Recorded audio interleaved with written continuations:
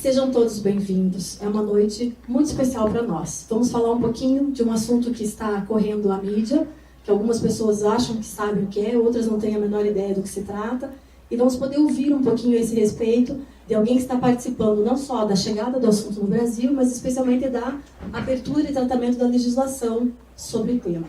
Eu vou passar a Marília, que vai fazer a apresentação da nossa palestrante nessa noite. Boa noite a todos. Com muita honra, com muita alegria que farei aqui a leitura do brilhante currículo da doutora Amanda Lima. Doutora Amanda Lima é advogada associada do QBB Advocacia, escritório com atuação bastante focada no direito empresarial. A doutora Amanda também é consultora para regras de negócios em blockchain e criptomoedas, e não é nenhum exagero dizer que ela efetivamente hoje figura como o grande marco teórico do assunto no Brasil, professora do Instituto ISPER e também do Complexo de Ensino Superior de Santa Catarina, professora do curso Blockchain na Prática para Advogados no portal seufuturo.com, é vice-presidente da Comissão de Direito das Inovações e Startup da OAB do Rio Grande do Norte, articulista sobre direito das inovações e blockchain em diversos portais, cofundadora do primeiro capítulo do Legal Hackers no Brasil, coordenadora da linha de estudo de blockchain no projeto de extensão Quinta Jurídica I9. E a doutora Amanda Lima hoje inaugura um grande ciclo de palestras que teremos aqui no IAP e que colocamos então o nosso instituto, que é tão tradicional, que é uma grande referência em todo o Brasil, bastante próximo, né, desta nova revolução, da Revolução 4.0. Também quero registrar aqui a presença da Gisele Ueno, né, que, sem querer fazer nenhum spoiler, será também nossa palestrante desse ciclo. E com essa leitura e com essa saudação a todos os presentes, devolvo a palavra para a nossa vice-presidente. Sem demora, quero mais uma vez só pedir aguardar um bocadinho, que nós estamos, infelizmente, com casa cheia, recolocando algumas cadeiras, que é sempre muito bom. Agradeço a mesa, para mim é um prazer, uma honra estar aqui em Curitiba pela segunda vez em 2018. Eu sempre costumo dizer que se eu chegar num canto a terceira vez eu já peço música, tá? Igual Fantástica. Então me chame a terceira vez, pelo amor de Deus, para pedir música. Para mim é sempre uma felicidade ver uma sala cheia assim, de advogados. Eu costumo dizer que a advocacia tem passado por grandes barreiras, né? Estava conversando com a presidente da mesa aqui, que a advocacia está a paixão e a aversão. Então, assim, muitas pessoas estão se apaixonando novamente pela advocacia, pela oportunidade de trabalhar com novas habilidades, e tem também a aversão, porque no mercado de mais de 1 milhão de advogados, as pessoas acham que não tem mais espaço para advogados, mas tem sim, tá? Advogados podem trabalhar em qualquer área que ele quiser, e inclusive em parcerias, e vocês estão aqui, já estão dando um grande passo. Claro que 40 minutos, 50 minutos não vai ser tempo suficiente para você sair com a nova habilidade no blockchain e criptomoedas, mas com certeza vocês vão sair daqui sabendo muito mais do que pessoas lá fora, principalmente em questão de conceitos. Eu vou falar um pouco aqui então. Hoje o desafio é trazer para vocês um pouco do cenário de blockchain e criptomoedas. Eu vou tentar trazer tanto aspectos jurídicos como aplicações práticas no Brasil e no mundo, para a gente entender como tem funcionado essa tecnologia, tá? Aqui eu vou trazer primeiro um breve histórico da tecnologia para a gente entender. Então, lá em 2008, só para fazer aqui um mapeamento, quem aqui já conhecia zero sobre blockchain? Quem conhece zero sobre blockchain? Tá. Zero, tá? Quem conhece médio? Quem é o próprio, o resto de todo mundo, o próprio Satoshi Nakamoto, né? Então tá todo mundo ótimo aqui hoje. Então, em 2008, um pseudônimo chamado Satoshi Nakamoto, que a gente não sabe se é um homem, se é uma mulher, se é um grupo de pessoas, colocou um paper em formato acadêmico em fóruns de tecnologia, onde ele falava de uma moeda totalmente descentralizada, onde você iria conseguir transacionar valor financeiro entre pessoas sem necessariamente ter um intermediário. E aí, já fazendo um adendo, o Satoshi Nakamoto é um nome muito popular no Japão, é como se fosse aqui João da Silva, exatamente porque ele não queria ser identificado como ele nunca foi, tá? E isso aconteceu mais ou menos em novembro de 2008, quando foi em 3 de janeiro de 2009, Satoshi Nakamoto conseguiu resolver o problema que ele falava sempre, que era conseguir transacionar uma moeda totalmente virtual através de uma tecnologia chamada tecnologia blockchain. Então todo mundo aqui já sai sabendo que blockchain, na verdade, é a tecnologia, é o software que permitiu essa moeda que Satoshi Nakamoto falava no paper dele, tá? Hoje em dia a gente tem mais de 1000 blockchains, tá? Todo mundo vai sair daqui nivelado hoje. Então a gente não tem uma blockchain, 2 blockchains, 3 blockchains, tem mais de 1000 blockchains. Mas o primeiro design de blockchain que a gente conhece, que existiu, é a blockchain do Bitcoin, que possibilitou valores financeiros, transacionar moedas virtuais chamadas Bitcoin, tá? Eu só coloquei aqui esse Bitcoin Talk só por uma curiosidade, para me lembrar que o Satoshi Nakamoto ficou 3 anos e meio, mais ou menos, conversando com a comunidade através desse fórum eletrônico, que é como se fosse um e-mail, tá? Bate-papo. E aí, o que ele fazia para não ser encontrado, como ele nunca foi? Ele mudava o IP, ele escrevia com jeito britânico, com jeito americano, ele mudava o fuso horário quando ele escrevia, então assim, ele jamais queria ser encontrado. E um certo dia, depois de 3 anos e meio, ele falou para a comunidade: eu estou muito ocupado com outro projeto, provavelmente eu não vou mais voltar a me comunicar com vocês. E assim ele fez, e nunca mais apareceu, e ninguém nunca soube quem é o Satoshi Nakamoto, tá? E aí, o que o Satoshi Nakamoto fez, então, de tão brilhante, né? Na verdade, ele só compilou ideias que já havia. Tem outros cientistas, na verdade, um deles é o Nick Szabo, que já trazia essa ideia de moedas totalmente virtuais. Só que a diferença, que eu gosto sempre de fazer um adendo nessa parte para advogados, a diferença é que ele conseguiu executar. E a importância, já trazendo, contextualizando para advogados, a importância de vocês, enquanto advogados, conseguir executar qualquer projeto e programa para o cliente de vocês. Ele conseguiu exatamente executar o que outros só falavam. Então, ele compilou ideias e conseguiu executar isso. E conseguiu responder essas 2 perguntas. Como seria possível digitalizar o dinheiro, uma vez que toda informação pode ser copiada e colada? O que a gente chama de duplo gasto, acontece no e-mail. Se eu mandar um e-mail para a Isabela, eu posso mandar a mesma cópia para todo mundo dessa sala, tá? E isso com dinheiro é muito perigoso. Como que eu vou mandar R$100 para a Isabela e essa informação de R$100 eu corro o risco de mandar para todo mundo dessa sala? Então isso não poderia acontecer com valores financeiros. Ele conseguiu resolver isso e conseguiu responder a outra pergunta, que é como fazer esse processo funcionar com segurança, sem depender de qualquer intermediário.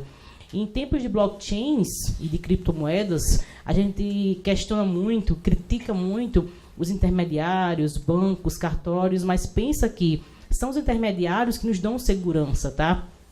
Até o surgimento da tecnologia blockchain, era o banco que ainda, que vai me dizer que meu dinheiro sai da conta para a Isabela e não para da Gisele. Então, assim, a gente tem que um pouco parar de repetir só o que as pessoas falam e começar a refletir, não criticar tanto. Então, assim, em tempos de blockchains, todo mundo critica o governo, mas tem que pensar que é o intermediário que também nos dá um pouco de segurança, tá?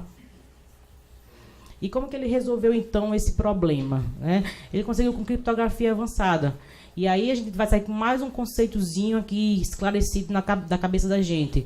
Criptografia já existe antes do Satoshi Nakamoto, desde 1993. Só que ele pensou que se eu pego essa criptografia, que é uma sopa de letrinhas, uma sequência de números e letras, eu posso criptografar qualquer coisa dessa sala, tá? Eu posso pegar esse copo aqui e transformar ele numa criptografia, que é uma identificação única.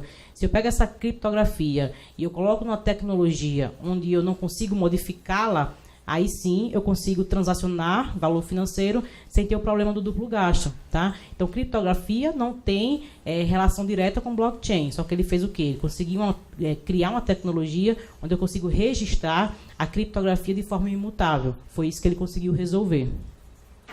E aí, um rapaz, ainda é vivo, o Vitalik Buterin, que é um canadense, filho de russo, ele pensou assim: nossa, se eu consigo pegar essa tecnologia e eu consigo fazer isso com valor financeiro, eu consigo fazer com qualquer coisa, tá?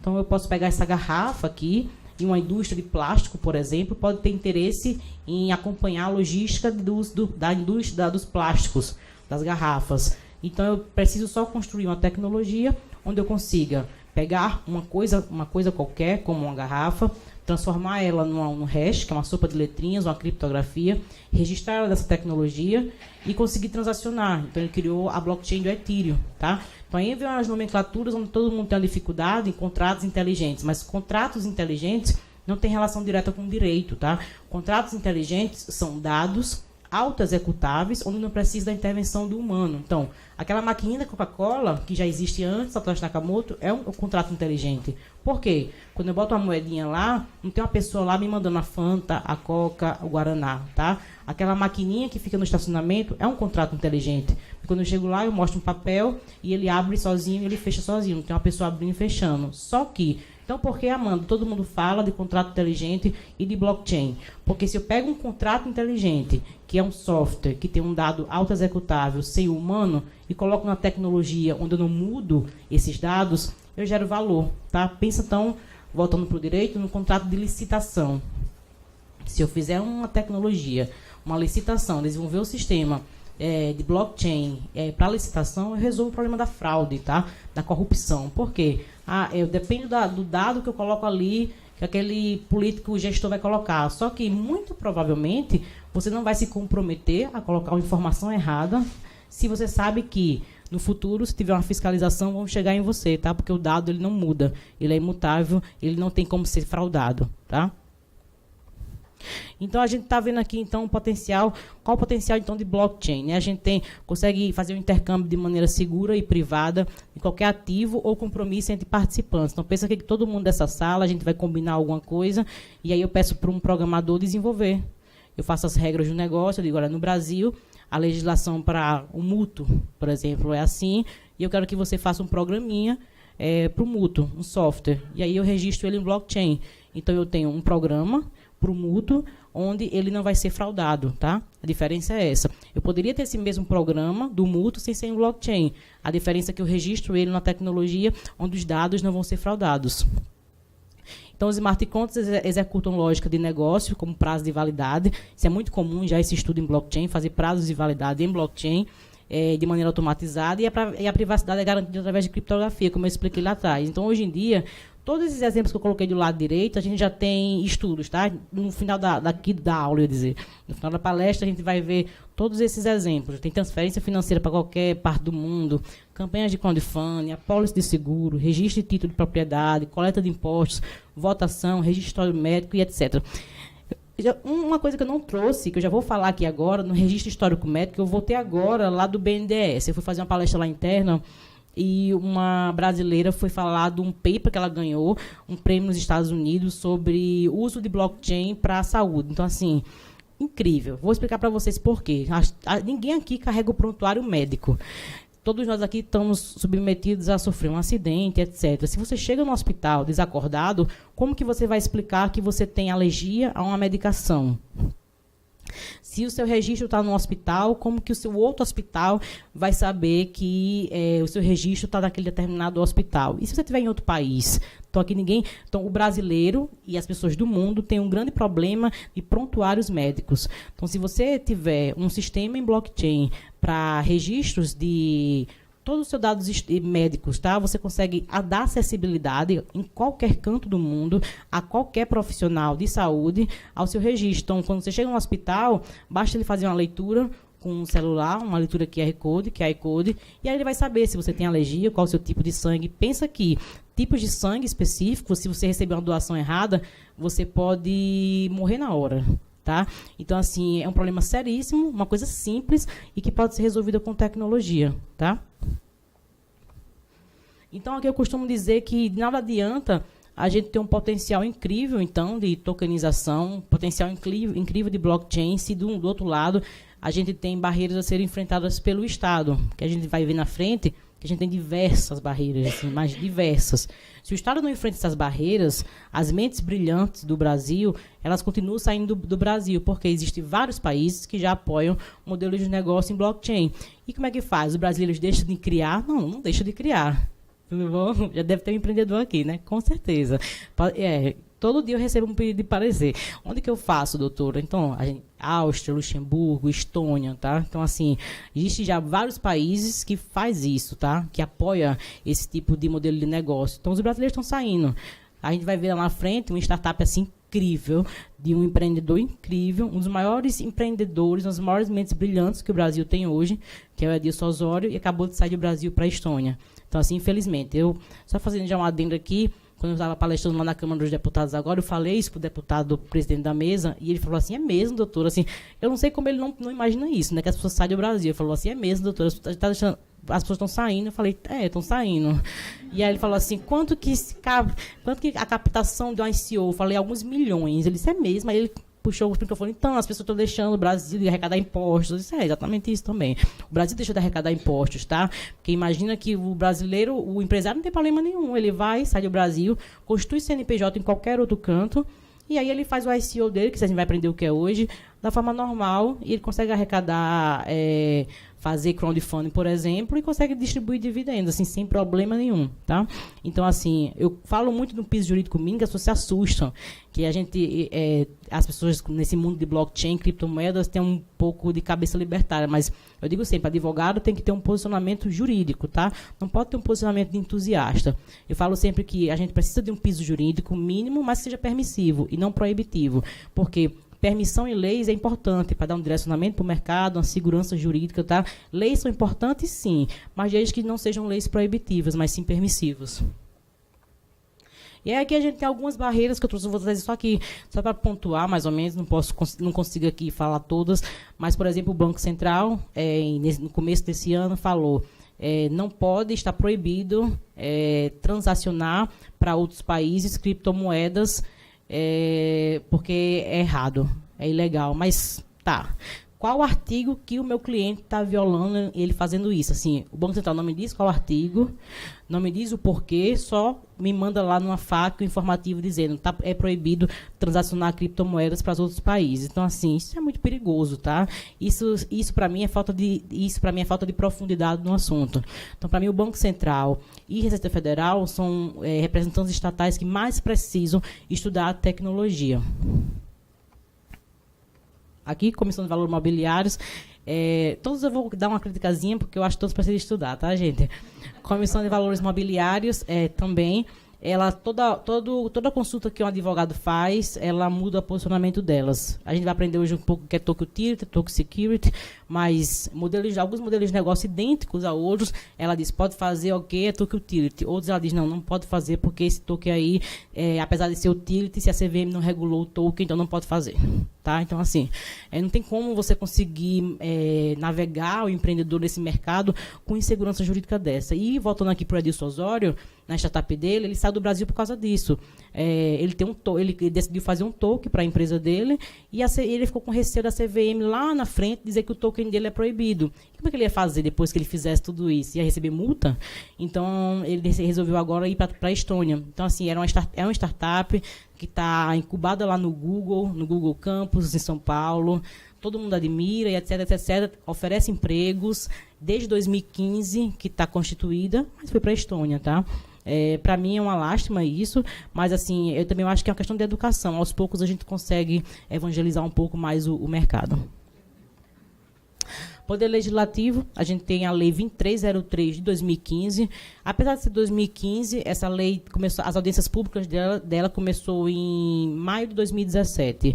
Esse ano não teve nenhuma audiência pública dela. A audiência pública que eu participei, todo mundo confunde um pouco, mas eu fui convidada para essa audiência, para essa lei, para a 2303 de 2015, mas a audiência que eu participei esse ano foi uma comissão exclusiva para falar de regulamentação de blockchain. Foi uma audiência única, primeira e única, para falar lá na Comissão de Informática e Ciência da Câmara dos Deputados. Nessa comissão 23, dessa projeto de lei 2303 de 2015, não teve nenhuma audiência ainda esse ano.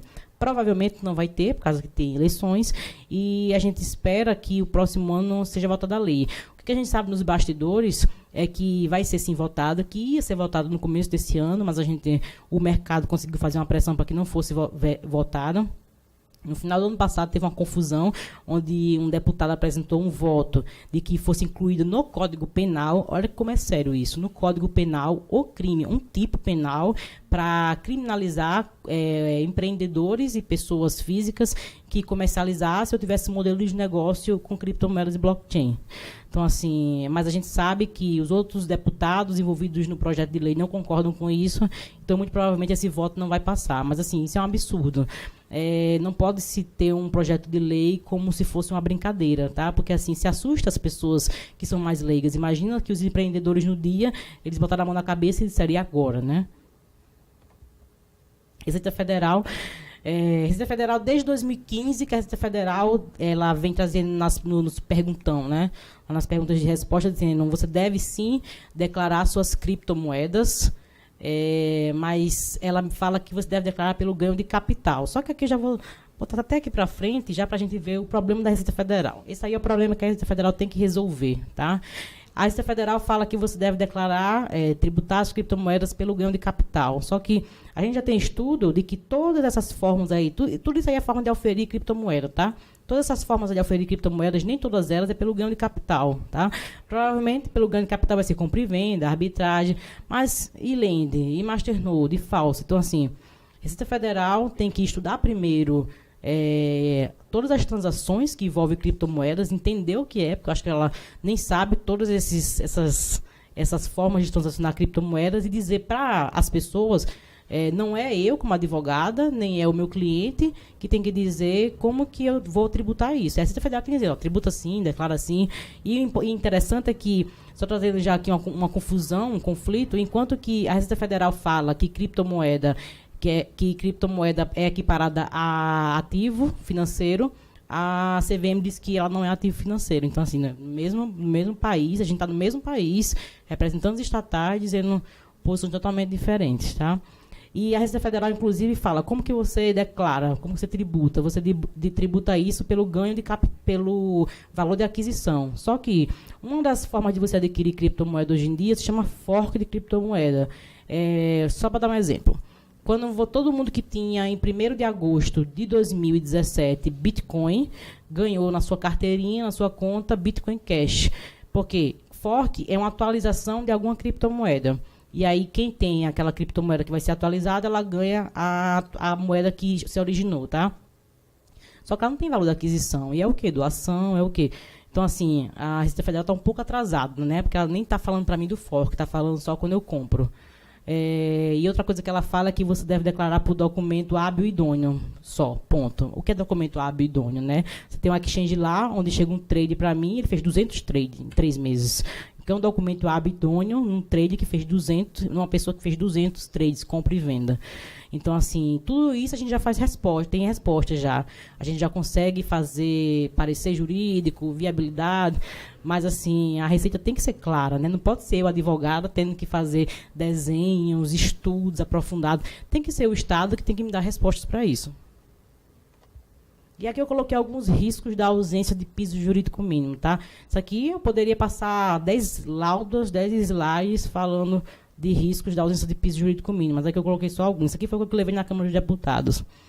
Disparidades em quinais. Então, assim, a gente tem hoje em dia exchange no Brasil, onde as duas, de fato, são a mesma coisa. As duas são exchange de criptomoedas, fazem intermediação de compra e venda, mas uma, no KNAI principal, tem intermediação e a outra tem consultoria de software, alguma coisa assim.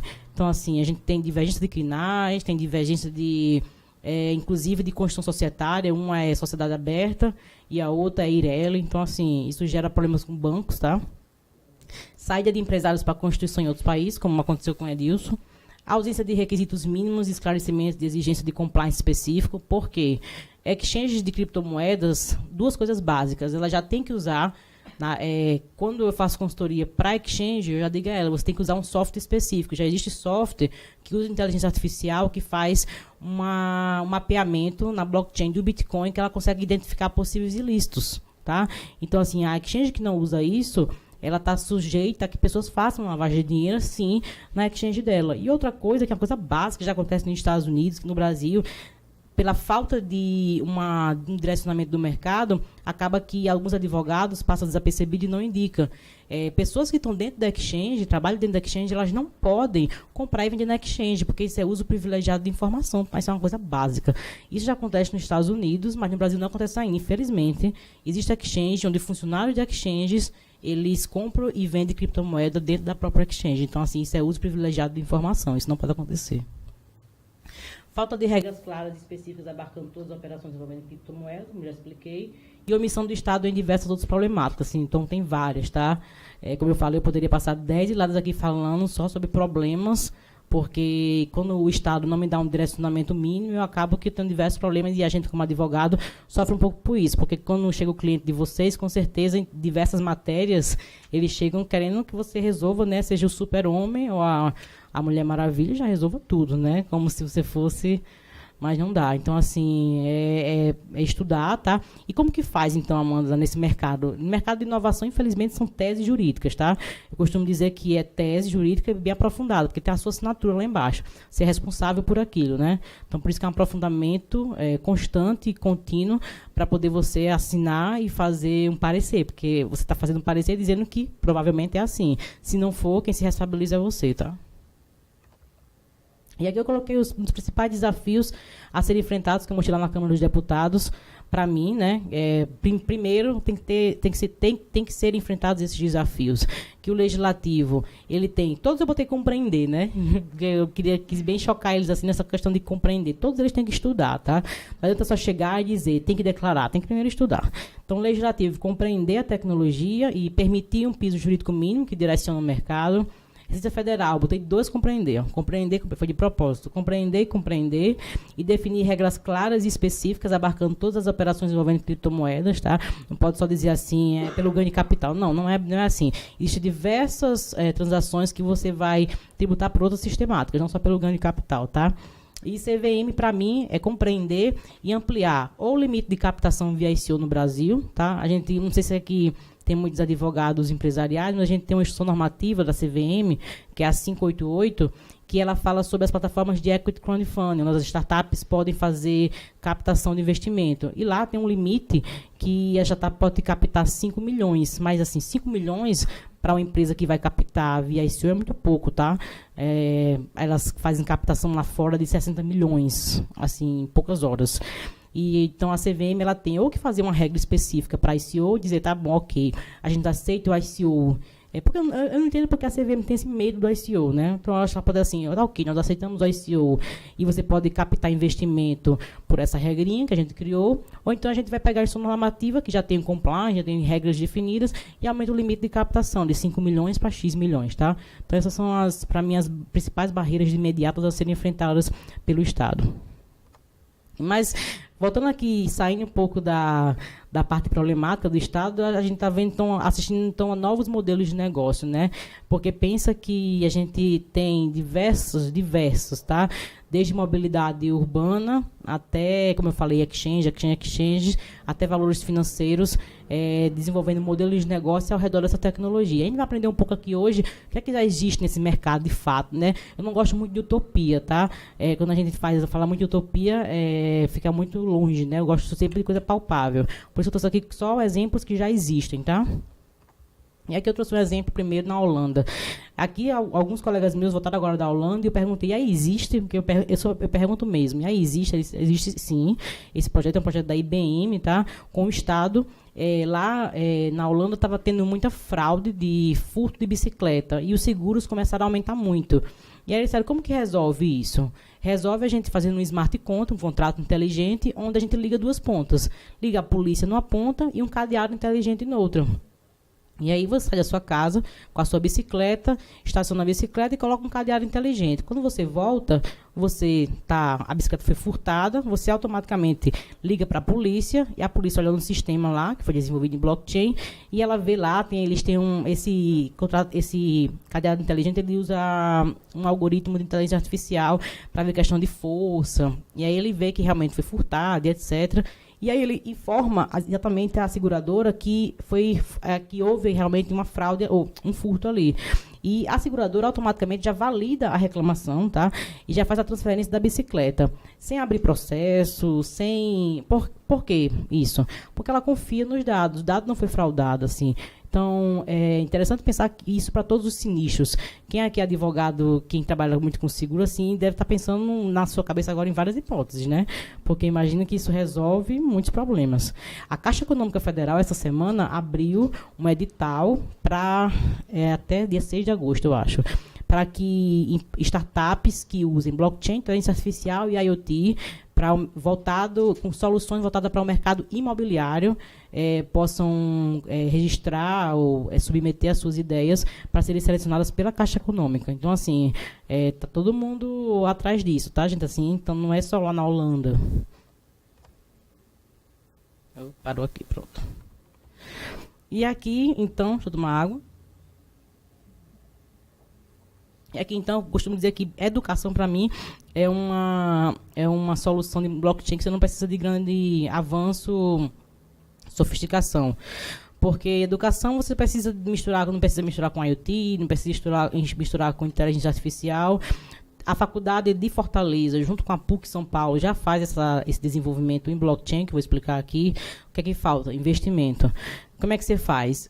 Acho que todo mundo aqui deve saber quão difícil é se você precisar agora de um diploma de vocês. Assim, se você não estiver na sua casa, no seu estado, é bem difícil. A gente pensar no Brasil como sendo o maior país da América Latina é bem tenso. Imagina se você estiver em outro país, né? Eu me formei na UFRN, se eu precisar agora de um diploma, se eu tiver que ligar para a UFRN, você acha que a UFRN vai me dar como? Talvez eu não consiga nem ligar, né? Nem conseguir chegar naquele ramalzinho que você fica ligando, consegue nunca chegar no setor da universidade, infelizmente. E se você conversar com qualquer gestor de universidade ou faculdade, eles vão dizer que eles passam o ano tentando resolver fraude, tá? Eu conversei com vários e eles dizem sempre isso. Amanda, a gente passa o ano tentando resolver fraude, porque a gente nunca tem certeza de que aquele diploma ou certificado é verdadeiro. Então, assim, já teve relatos de pessoas que me disseram que teve professores de universidade de direito que passou quase 8 meses dando aula, sendo que ele não tinha mestrado. Então, isso é muito sério. Porque realmente, pensa o que é um diploma, um certificado. É um papel que você vai lá que você pode ter fraudado, tá? Então, se você tiver um sistema em blockchain, você registra a informação, a própria universidade registra a informação, e aí você tem um acesso com a chave privada, que é uma senha, e você consegue entrar nesse sistema em qualquer canto do mundo, tá? E a universidade, quando vai acessar, ou a pessoa que vai lhe contratar, não precisa confiar em você. Ela vai entrar no sistema lá, ela vai ver que aquela informação foi validada pela universidade, ponto, ela confia. Ela não precisa realmente você dizer que aqui você estudou lá, tá? Está lá no sistema escrito. Aquele dado não pode ser fraudado.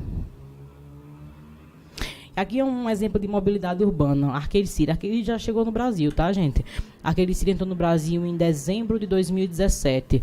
Os cantos que mais usam Arcade City é Rio de Janeiro, São Paulo e Sergipe, salvo engano. Eu fiquei um pouco em dúvida em Sergipe esses dias, mas eu vou voltar a olhar os dados.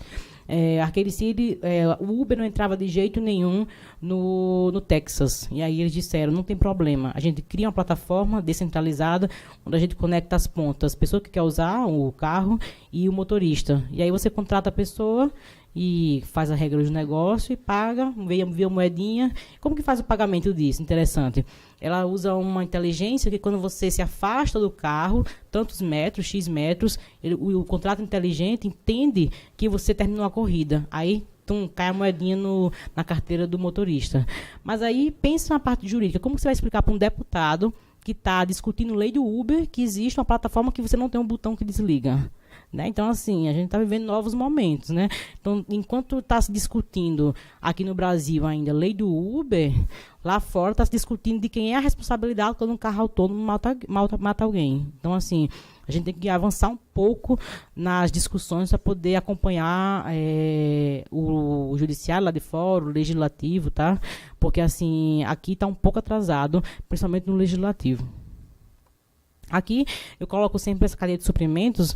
Para mim, o que eu mais gosto de falar de exemplo, porque todos esses exemplos que eu coloquei ao redor, todos eles já têm estudo, tá? Produtos químicos, indústria têxtil, diamantes, serviços de comida, indústria farmacêutica, porque logística eu acho que é um dos maiores problemas que tem no Brasil e no mundo. Então, logística sempre foi, sempre é um dos maiores problemas de quem tem que movimentar a mercadoria e etc. E aqui eu trouxe um exemplo na indústria têxtil. Só para fazer um adendo, antes de falar, esse ano o Instituto CIA abriu também um edital exclusivo para o Brasil, foi em fevereiro mais ou menos, falando que ia selecionar, não era nem startup, era projetos, 6 projetos que falassem sobre transparência na indústria da moda. Eles iam financiar esses projetos selecionados para poder falar sobre transparência na indústria da moda. Só que, desde 2017, que o Instituto CIA no mundo, ele já apoiava esse projeto que era da venezuelana Eliana, da Provenance. Provenance é uma indústria, é uma empresa que faz software. E da estilista Martins Jagal, que ela tem um ateliê de luxo. E eles fizeram a primeira roupa rastreada em blockchain do mundo, isso já existe, tá? E aí, como foi que eles fizeram? Eles pegaram, para fazer um estudo, uma lã de alpaca, tiraram a lã de alpaca do corpo do animal, pesaram, fizeram um hash, como vocês aprenderam aqui hoje, que você pega essa informação, faz uma leitura, pode ser laser, qualquer outra tecnologia, transforma ela numa sopa de letrinhas, registra em blockchain, aí você consegue acompanhar toda a cadeia. E quando chegou no ateliê, na etiqueta da roupa, você tem as primeiras roupas do mundo rastreadas em blockchain, tá? Então, você chega lá e você faz exatamente como essa foto. Você pega o celular, faz uma leitura do QR Code, e aí você tem toda a cadeia da roupa. Mão de obra envolvida, quanto tempo passou para chegar lá, o peso, a qualidade, tá? E aí você começa a resolver muitos problemas. Aqui, uma coisa que eu gosto, antes de começar a falar da indústria de diamantes, uma coisa que eu gosto sempre de falar é quanto maior a indústria, mais interesse elas têm em resolver o problema de fraude, tá? E diamantes, eu acho que vocês devem imaginar o quanto que tem envolvido nessa indústria, né? Então, assim, problema de fraudes, tá? Problema de desvio, problema de você considerar um diamante como sendo verdadeiro ou puro e ele não ser. Então, lá essa Everled, que também é uma empresa que produz software, junto com a IBM, desenvolveu um sistema em blockchain para poder fazer rastreamento de diamantes. Como que eles fazem? Eles pegam uma leitura uma leitura magnética, tá? E eles fazem 40 pontos. Então, eles leem 40 pontos do diamante, aí eles têm uma leitura única, transformam isso no hash, numa criptografia e registram em blockchain. E eles conseguem acompanhar todo o diamante, ter certeza que aquele diamante é aquele diamante. O problema é que antes a gente não conseguia resolver, né? Ter certeza de identidade. O que a gente resolve com isso, então, é o quê? Identidade. Ter certeza que aquela coisa, que aquele celular é ele mesmo. Só fazendo aqui já um adendo, quando uma vez eu comprei um celular lá em Natal e quando chegou na caixa, embalada, lacrada, um rádio. Não sei como, chegou um rádio, era um celular da Samsung, chegou um rádio e a caixa estava embalada, intacta, tá? Então, assim, se fosse registrado em blockchain essa saída, provavelmente no caminho dela, eu já sabia que estava sendo desviado, porque não tem como ser fraudado no meio do caminho essa informação. Então, quando você gera um QR Code naquela caixa, quando ele desvia do caminho, quem está acompanhando o sistema já vê que desviou, tá? Não tem como uma pessoa chegar lá, trocar o código, fazer outra mudança. Então, assim, uma vez que você gera um QR Code naquele produto, naquela roupa, naquele diamante, naquele celular, naquela caixa, você não consegue mais modificar essa informação. Aqui, indústria de comida. Em 2016, mais ou menos, o Walmart teve um prejuízo enorme com um lote de alimentos que era derivados do leite do porco. E ele teve que fazer o quê? Jogar tudo fora, né? Então, ele teve que um prejuízo enorme. E aí, eles fizeram esse consórcio aí em cima, junto com a Nestlé, Unilever. É também um projeto da IBM, eu gosto muito da IBM, eu já participei de dois hackathons com eles, eles sempre mostram todos os projetos deles, e eles fizeram esse consórcio para poder resolver esse problema. Eu estava dando aula lá em São Paulo, na Edevo, aí tinha um pessoal que eles geriram um alojamento nas Olimpíadas. E falaram, Amanda, eu passei exatamente por esse problema, porque um atleta deixou de competir, ou quase não competia, porque consumiu um alimento estragado dentro do alojamento. Só que dentro do alojamento, ou seja, corria o risco dos outros atletas terem que ter ingerido o mesmo alimento. Como que faz? Joga tudo fora. Mas imagine o prejuízo que você tem. Um alojamento enorme, com vários atletas, onde você não sabe de onde veio aquela comida. Então, você tem que jogar tudo fora, né? Então, assim, é um prejuízo enorme. Se você tem uma tecnologia onde faz um rastreamento disso, você não precisa, você reduz esse dano, tá? Esse dano financeiro. Então, ele disse que passou exatamente por esse problema e que se tivesse uma tecnologia assim, teria resolvido muito o problema dele no dia. E aqui eu botei indústria farmacêutica e produtos químicos junto, que tudo que eu vou falar agora resolve os dois, tá?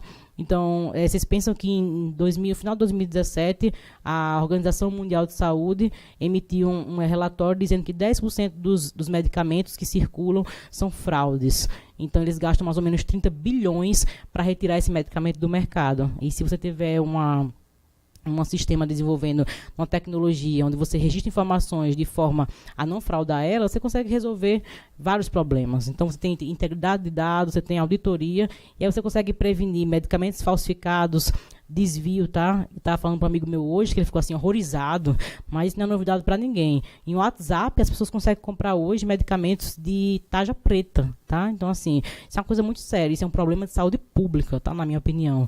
E você, com um sistema em blockchain onde você registra medicamentos, você consegue resolver isso. Volta lá para aquela história do prontuário médico, né? Imagina pessoas que chegam desacordadas no hospital, que ninguém sabe para que pessoa liga. Imagina que ela está em outro país. Então, assim, como que faz? Quantas pessoas não morrem porque ela chega no hospital e recebe um remédio que ela não poderia receber? Então, você resolve muitos problemas quando você tem dados imutáveis. E o cenário brasileiro, então, né? Que eu só falei de projetos lá fora. Trouxe aqui um pouco para falar do cenário brasileiro. Quero que vocês reflitam só um pouco antes de eu começar a mostrar aí, para poder beber água também. Fala um pouco rápido, né, gente? Só para fazer aqui um adendo, quando eu fui fazer uma palestra agora no agronegócio, também falar de blockchain, depois achei até engraçado, até mandei os slides assim, até parabenizei pelo jeito que ele falou, ele mandou assim um e-mail. Doutora, a senhora fala um pouco rápido, eu tive que, não pude anotar nada para prestar atenção, então só para mandar meus seus slides, se posso.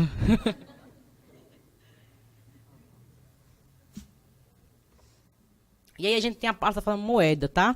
A Moeda é de uma brasileira, para projetos brasileiros, na agricultura brasileira, lógico. Mas são para projetos para mulheres, acho interessante isso. Então tem mulheres que fazem polpas de frutas, tem vários projetos. E para que serve essa plataforma? É para conectar investidores a projetos. De forma rápida, prática e transparente. Então, imagina que muitas pessoas que estão lá na China tem uma deflação, ao contrário do Brasil, que tem inflação, na China tem deflação. Muitas pessoas estão lá, estão com dinheiro guardado na poupança, quer investir, só que tem medo de mandar o dinheiro para o Brasil, para outros países, e aquele dinheiro ser desviado, não ir para aquele projeto. E aqui você tem certeza de que aquele dinheiro está indo para aquele projeto, porque você tem uma tecnologia transparente. E ela consegue fazer isso, a Moeda, tá? E interessante, só fazendo uma observação, voltando lá para o piso jurídico mínimo, que a Moeda é de uma brasileira, projetos brasileiros, mas infelizmente está sediado em Nova York. Por quê? Por receio da CVM multar.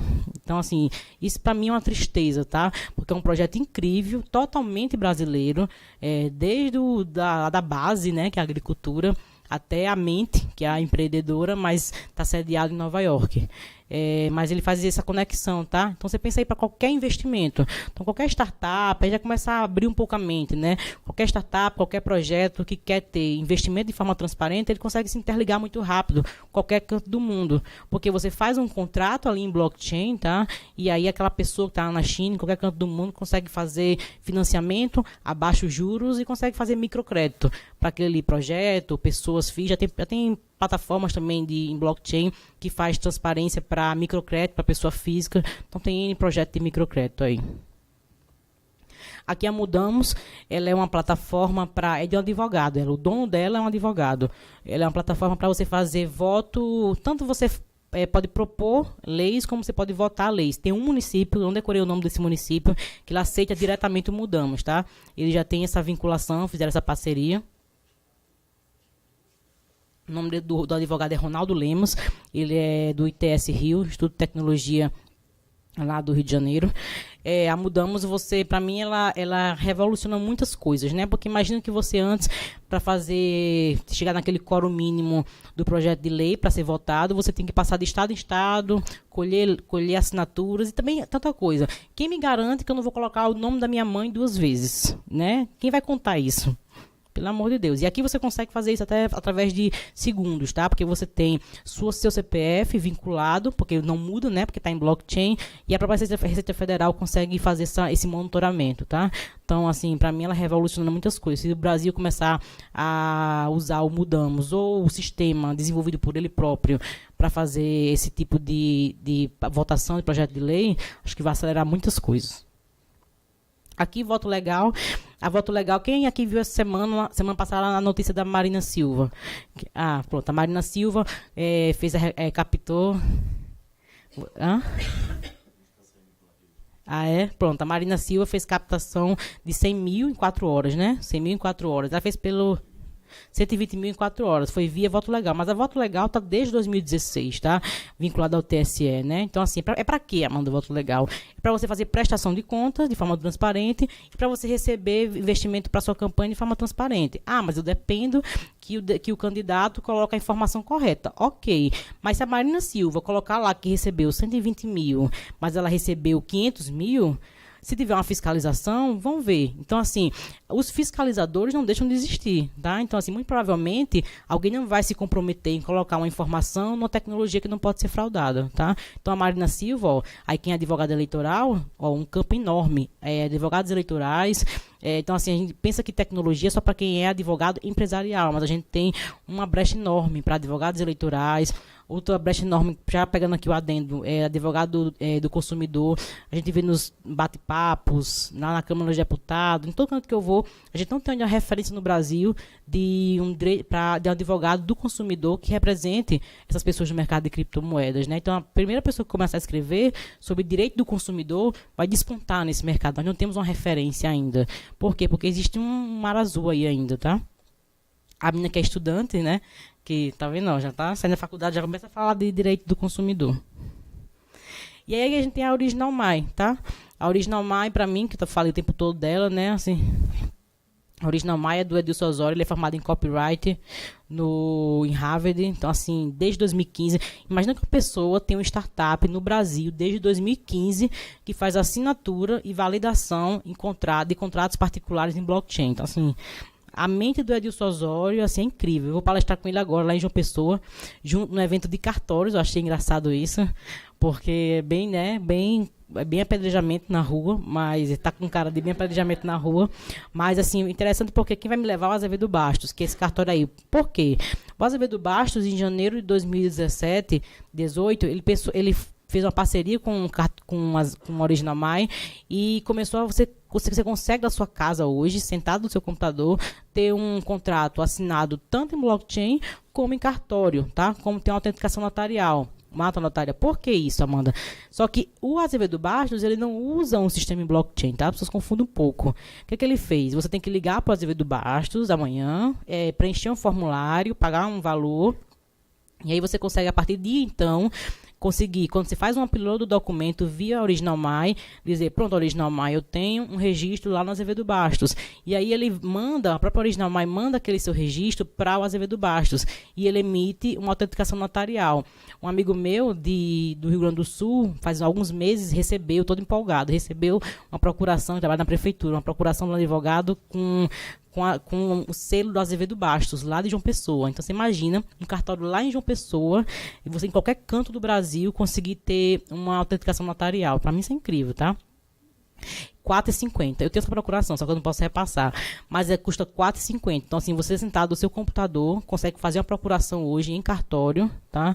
E custa R$4,50. O que você reduz com isso, né? Pensa trânsito, pensa tempo, pensa custo, pensa tudo, tá, gente? Então, assim, os próprios cartórios já estão fazendo isso. Mas eu tenho outra coisa ainda para falar. O próprio cartório que acordar para essa tecnologia, ele consegue enxergar que ele tem a lei a favor dele. Por quê? Porque a gente tem leis no Brasil que diz só posso fazer transferência de imóveis via cartório. Então, por exemplo, o Edilson sozinho, ele não pode dizer que você pode ir lá e registrar uma transferência de imóvel, mas o cartório pode sim registrar. Então, se o próprio cartório quiser desenvolver um sistema em blockchain dentro dele, ele pode, e ele tem a lei a favor dele, tá? Então, assim, eu acho que os grandes players desse mercado vão ser bancos, cartórios, porque são eles que têm dinheiro para desenvolver tecnologia e eles têm a lei, inclusive, a favor deles. E aqui, então o que é que você acredita, né, Amanda? Que eu falei muito de blockchain, mas assim, muitos modelos de negócio que eu falei aí, elas não usam só blockchain, tá? Elas usam internet das coisas, IoT, né? Elas usam inteligência artificial. Então eu acredito muito em interdisciplinariedade. As pessoas gostam muito de separar as coisas em caixas, falar só de blockchain, falar só de IoT. Quando estava lá na Câmara dos Deputados, o deputado disse assim, doutora, eu queria até propor um grupo para falar de blockchain do mesmo jeito que teve para falar de IoT. Mas assim, eu falei para ele, o que eu acredito é interdisciplinariedade. Não tem como você falar um grupo só para falar de IoT e um grupo só para falar de blockchain, tá? Quando você tem dados imutáveis em blockchain e aí você tem internet das coisas para comunicar esses dados, aí você tem um valor agregado para os modelos de negócio. Então, assim, não tem como hoje em dia eu falar de tecnologia sem falar de mistura delas, tá? Então, assim, o que eu acredito é nisso, é da mistura de todas as tecnologias para a gente poder avançar nos modelos de negócio. Então, eu retomo a mesa aqui com o pensamento da última frase do vídeo, né? Nós estamos criando uma forma para que um pequeno grupo ou um subgrupo não domine o mundo. E talvez esse seja o maior medo de cada um de nós, né? Será que nós seremos dominados pelo Google? Ou quem sabe a eleição do Brasil também sofre alguma influência do Facebook e nós não tenhamos A ou B no poder? E todos nós ainda estamos muito inseguros, porque é tudo muito novo, não sabemos ainda, não temos conhecimento. E por vezes dizem que a ignorância é uma bênção. Mas, nesse caso, eu estou para dizer que a ignorância é um desespero. E nós vamos ter que sair dela, de uma forma ou de outra. Então, essa noite, nós inauguramos aqui com provocações. E certamente todos estão pensando no meu mundo de coisas que não estavam conectadas ou que não estava pensando nisso, até porque o dia a dia nos rouba. Temos 1000 coisas para fazer. E não paramos para avaliar o quanto, efetivamente, a tecnologia já mudou as nossas vidas e continuará mudando. O escritório, especialmente nós, advogados, estamos vivendo vários momentos de disrupção, né? O Poder Judiciário já é outro, nós já temos vários tribunais trabalhando com mineração jurídica, já temos juízes sentenciando com computadores e robôs. Se nós não colocarmos a palavra certa, ela não vai ser minerada e nós teremos problemas e os nossos clientes pagarão o preço. Na verdade, assim, uma mistura muito maluca, é um mundo novo. E mesmo os mais jovens estão ainda aprendendo e criando, e é uma luta e um aprendizado contínuo. Então, fazendo esse comentário foi o que me pegou, né? Exatamente esse é o meu medo. Será que nós não seremos dominados? Mas eu agradeço muito, Amanda, a sua disponibilidade, o fato de você vir trocar algumas ideias conosco. Tem algumas coisas que eu confesso que eu não entendi, eu vou ter que estudar. Eu, a Receita Federal e a CVM, vamos ter que estudar muito. Mas, de todo modo, é sempre um prazer ouvi-la. Foi muito bom que você esteve conosco e nos provocou a pensar nisso. Teremos aí um caminho pela frente e acho que ele está só começando. Né? E ainda bem, porque se nós já tivéssemos aprendido tudo, podíamos descer do ônibus. Então, a gente tem que continuar a viagem e eu espero que a gente continue essa viagem aprendendo, porque o ser humano veio para isso. Né? Então, eu queria, em nome do Instituto dos Advogados, agradecer a tua presença, a tua disponibilidade de fazer uma parada em Curitiba, porque amanhã ela já segue para Florianópolis e talvez daqui a um mês ela volte para casa. Mas, enfim, é muito bom ouvi-la. Muito obrigada. Obrigado. E agora, como a Amanda via a mesa, gostaria de fazer algum comentário, eu posso abrir para perguntas. Então, posso abrir? Então, se alguém quiser fazer uso da palavra, o Valdo tem um microfone, é só levantar a mão que ele alcançará para vocês. Estão todos pensativos? Ah lá no cantinho, Valdo. Boa noite. Boa noite, Amanda. Palestra muito interessante. Obrigado. Eu sou o Ricardo, sou advogado lá de Blumenau, Santa Catarina, mas eu faço mestrado aqui na PUC e pesquiso um pouco também na área de blockchain. E a minha dúvida é a seguinte, né, na verdade tem duas dúvidas. A primeira delas, a moeda, né, que é confeccionada, ela tem o valor da onde? Das informações que estão naquele blockchain? Essa seria a primeira pergunta. E a segunda, esse software, como é que esse software é criado e distribuído para uma rede ilimitada de pessoas? Então, esses seriam os dois questionamentos que eu tenho. Tá.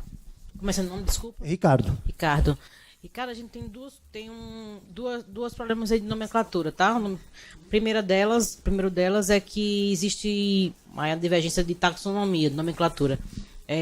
A gente chama de blockchain, eu costumo chamar tudo de blockchain, mas hoje em dia se define como blockchain, sendo as tecnologias que se registram transações de forma imutável, de forma distribuída, que aí você consegue transacionar para qualquer pessoa sem ter esse controle, tá? Como o Bitcoin, como o Ether. E tem as redes permissionadas, tá? Que são as DLTs. E aí os próprios órgãos, governos e players do mercado não consideram como blockchain. Eles usam o nome de DLT mesmo. Eles dizem o quê? Eu pego a tecnologia, a característica da tecnologia blockchain que me interessa, que é a imutabilidade dos dados, mas não me interessa a transparência. Tá? E não me interessa a distribuição, porque eu não quero que o acesso ao banco das informações é para qualquer pessoa. Você perguntou, qualquer pessoa, né? fique só entre bancos, tá? Como tem um consórcio na Europa, por exemplo, de 7 bancos, desde 2017, que eles transacionam documentos. E aí eles usam rede permissionada, tá? Aí eles usam um tipo de tecnologia, lá eles usam corda. E por que permissionada? Porque eles permitem que só aquelas pessoas tenham acesso a determinadas informações, tá? Aí aí entra em todos os cantos que você for, programadores, advogados, todas as pessoas envolvidas nesse mercado, vão ter discussão de nomenclatura. Aí não tem certo nem errado, vai de opinião, tá? Tem pessoas que dizem que qualquer um é blockchain, desde que você registre transações de forma imutável, e tem outros que vão dizer, não, só é blockchain se for distribuído. Se eu conseguir transacionar qualquer canto do mundo sem ter barreiras, bloqueios. E quando o banco ou qualquer outro player faz uma limitação disso, é rede permissionada, é DLT, tá? Só para os órgãos, o Banco Central mesmo usa DLT para poder fazer backup de informações, tá? Hoje em dia, se o Banco Central, todas as informações do Banco Central, se cai todos os sistemas do Banco Central, ele não perde as informações. Ele tem um backup em blockchain, em DLT, tá? Depende da nomenclatura que você usa. Aí você falou assim, como que distribui isso, né? Depende da blockchain que você usa. Se for uma rede permissionada, eu só dou permissão àquelas pessoas, tá? Se for, por exemplo, o banco, eu só permito que aquelas pessoas transacionem aquela informação, tá? E se for blockchain distribuída, quem tiver aquela moeda ou token, distribui para quem quiser, tá? Então, assim, depende do que você está falando, se é blockchain ou se é DLT, tá? Alguém mais? Tá. E aí vem também a questão de blockchain permissionada, tá? Ou rede permissionada. Porque geralmente quando você utiliza registro de informação, você usa com rede permissionada e não com blockchain pública, tá? Então, assim, quando você... É mais importante ainda você usar blockchain para você fazer registro de informação, porque pensa que você está dando acesso àquelas informações por determinado tempo. Então, eu vou te dar agora meu prontuário médico, mas eu coloquei aqui no meu sistema que eu só te dou acesso a ele durante 1 hora. Depois de 1 hora, aquela informação ela é consumida, tá? Você não tem mais acesso àquela informação. O meu smart contract muda o senha, o etc, tá? Então, assim, rede permissionada de blockchain ou rede permissionada é mais importante ainda para evitar o esquecimento, porque você limita os seus dados. Você não deixa que a informação, sua foto, seu nudes, né, coloque lá na internet de forma aberta, tá? Você permite que fique lá 1 hora, tá? Então, rede permissionada é mais importante ainda para evitar o esquecimento. Mas eu tiro uma foto do nudes e coloco no WhatsApp. Oi, boa noite. Boa noite. Meu nome é Isadora, eu estou terminando minha graduação em Direito. Sim. Eu vou fazer meu TCC sobre contratos inteligentes e blockchain. Minha orientadora ela está querendo que eu penda para o lado da falta de privacidade nos contratos e na blockchain. Eu queria saber se ela está certa, o que eu posso dar de resposta para ela.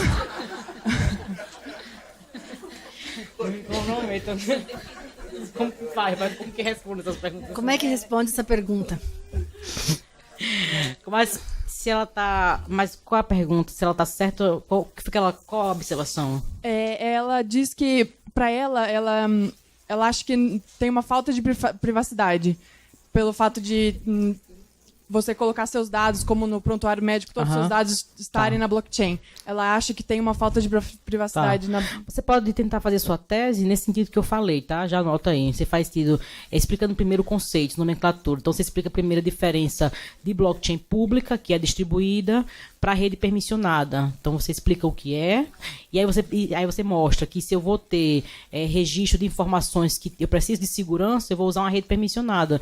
Então, por exemplo, prontuários médicos, registro de bancos, não vai ser na blockchain distribuída, vai ser uma rede permissionada, onde eu vou ter mais segurança ainda, porque eu vou limitar aquela transação. Eu vou ter um smart contract, onde eu vou dizer, você só tem acesso à minha informação médico durante 1 hora. Depois, aquela informação, ela muda a senha, ela se consome, que a gente chama de token consumível, tá? Eu tenho uma dúvida. Pois não, Marília. Boa noite. Boa noite. Meu nome é Arthur, eu faço parte de um grupo que investiu. A gente está criando uma empresa chamada Green Bitcoin, que é uma empresa que tem finalidades ecológicas e também finalidades de revitalização social. Então, a minha dúvida é o seguinte: se eu crio lá uma criptomoeda que tem a capacidade de fazer nanocompras, então eu venho aqui na quitanda do seu Zé, ele vendeu, geraria, entre aspas, um SMS. Só que a minha parte da transação vai acontecer no provedor lá nas Ilhas Seychelles. Como é que a Receita Federal quer me tributar se eu estou fazendo uma operação financeira em área que já é determinado pela Organização Mundial de Comércio, que é uma área livre, isenta de impostos? Primeira parte. E a segunda parte, que a gente encontra uma dificuldade, é essa questão da CVM. Nós vamos customizar uma área de 20 mil hectares dentro da blockchain. Isso já está avaliado no valor X. Isso poderia ser totalmente tokenizado, né? Transformado em tokens. Então, essa primeira parte, eu enfrentaria algum dispositivo contrário, seja um desses órgãos aí que estão totalmente, desculpa colocar assim, desqualificados para avaliar a situação, que é o que tu colocaste aqui. Que a gente vê que realmente é muito frágil. Não, estão desqualificados. Eles são qualificados para avaliar a questão fiscal, mas estão desqualificados do ponto de vista conceitual, né? Como é que tu fez lá um convênio na Organização Mundial do Comércio, que lá, Ilhas Seychelles é não tributável, só que tu quer tributar, o negócio está acontecendo no provedor lá, entendeu? Isso para mim é muito, seria uma ditadura, né? Colocando assim, né? Então a gente até se embrenhou, né? Foi buscar nível de política, né? A gente entrou, botou a cara a tapa aí, a gente saiu para a federal, né? Foi homologado essa semana, quer dizer, vai ser homologado no dia 15. E a gente quer buscar o quê? A gente quer ir lá para o Congresso, viabilizar isso aí, porque a gente tem milhares de empreendedores que estão sendo barrados e nós vamos perder, não diria bilhões, mas trilhões de dólares na economia brasileira. Tá? E nós temos a capacidade até de catalogar todas as nossas jazidas e protegê-las no sistema blockchain e tokenizar, gerando para empreendedores até dentro de terras com projetos ecológicos, eles poderem se capitalizarem e viabilizar esses projetos sem depender do sistema convencional que simplesmente vilipendia, né, todos esses projetos. Então a minha dúvida é, primeiro, como que eles podem julgar isso aí? E segundo, nesse primeiro momento de tokenização das terras, existe algum travamento para fazer isso aí? Porque é a única dúvida da gente pegar amanhã, fazer as malas e ir embora. Sim. Em ambos você vai precisar de um documento que a gente chama de estudo de viabilidade jurídica, tá? O nome já é bem profundo, é estudo mesmo. Não tem como você ter... Pode falar. A KPMG da Suíça já avaliou a documentação como válida, então... Tá. E qual o domicílio fiscal? Por enquanto aqui, mas pode... Tá. No Brasil, se você tem domicílio fiscal no Brasil, não importa se você tem sua empresa lá nas Ilhas Maldivas, tá? Se o domicílio fiscal é no Brasil, você tem que tributar no Brasil, tá? E aí, a partir do momento que você... Vamos supor, fazendo aqui só uma suposição para não entrar muito no seu modelo de negócio, tá? Se você constitui empresa lá fora e você continua, por exemplo, com o domicílio fiscal no Brasil, no primeiro mês que você tiver um boleto, você tem que sair do Brasil para ter domicílio fiscal lá fora. Não adianta você ter domicílio fiscal no Brasil e continuar lá. Por isso que muitas pessoas estão fazendo lá. Todo mundo tem a fama de que está situado na Estônia, mas elas não têm receita ainda, tá? Então, assim, a partir do momento que tem receita... pagar o imposto. Tem, sim. A gente já fez tudo para isso. Você pode distribuir dividendos normal no Brasil, tá? Tem países muito bons... mas tem países muito bons, você consegue distribuir dividendos normal no Brasil, não fica tão alto, mas tem que pagar. Você tem que ser um empresário sério, tem que pagar. Então você consegue sim, tem uma compensaçãozinha, tá? Tem países que são bons, tem regulamentação boa, e você consegue distribuir dividendos no Brasil sim, tá? A primeira parte já foi. A segunda era o que mesmo? Na segunda fase, se tempo tokenizar isso lá fora, sim. Você vai ter que reinternalizar. Outros projetos a gente tem que fazer mineradoras nas favelas. Sim. Sim. Pronto. Então, se você circula isso dentro de uma rede fechada, você não corre o risco da CVM considerar como valor mobiliário, né? Mas se você, a partir do momento se você cumprir aquelas regras da CVM, que você oferta publicamente, vai para... Então, assim, tem que ter todo um estudo, um mapeamento para que não seja considerado valor mobiliário. Se for, você pode ser multado. Tá? Mas aí você precisa do estudo de viabilidade jurídica, tá? Então, eu gostaria, na verdade, nós estamos aqui com um pouquinho de avanço da hora, então eu vou deixar a última pergunta para a mesa, que a professora Marília vai fazer a pergunta, e aí nós em seguida vamos agradecer, né, a Amanda mais uma vez. Então, Marília, a palavra é sua. Muito obrigada, Adriana. Antes de mais nada, eu quero registrar a presença do professor Dr. Sandro Kozikowski, procurador-geral do Estado do Paraná. Agradeço, muito nos honra aqui a sua presença, professor Sandro. E gostaria de dizer, né, para a Amanda que boa parte das perguntas até que eu tinha já foram feitas um pouco antes da palestra, né? Os meus alunos da Universidade Federal do Paraná, da nossa clínica Advocacia Disruptiva, tiveram a oportunidade, né, de sabatinar aqui a Amanda.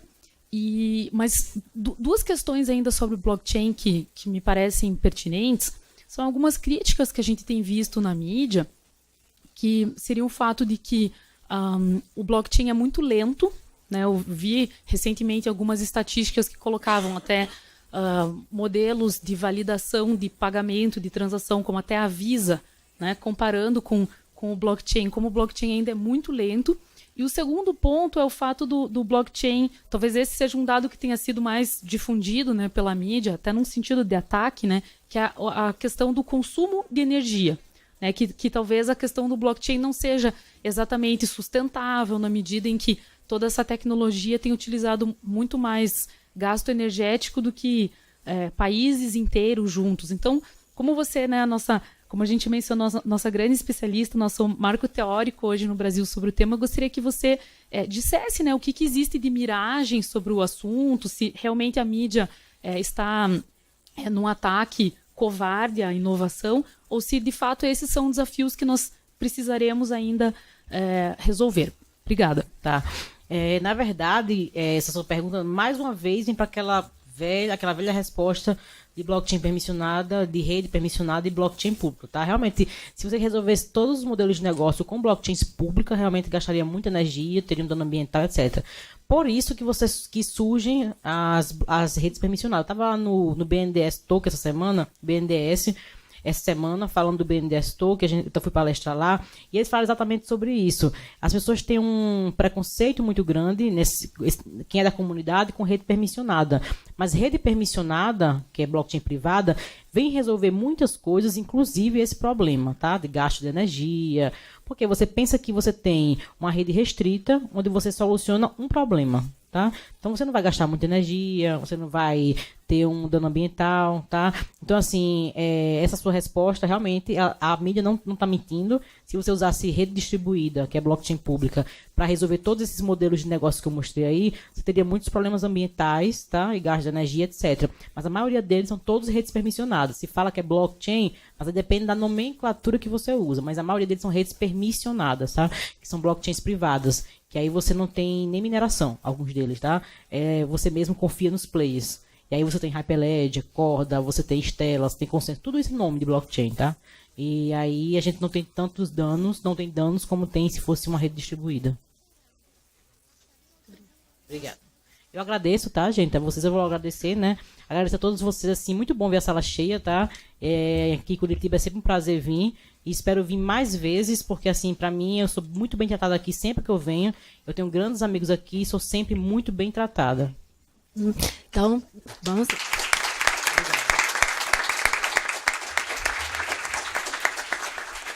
Nós estamos finalizando. Eu gostaria apenas de pedir para a nossa conselheira, a doutora Isabela, que entregue à palestrante um livro dos 100 anos do Instituto. Nós estamos no ano dos 101, ou seja, fizemos 100 anos no ano passado, e um certificado agradecendo a sua presença nessa noite. Muito obrigada. E com isso, eu considero encerrado o nosso encontro, agradecendo a todos a presença e desejando um excelente final de noite.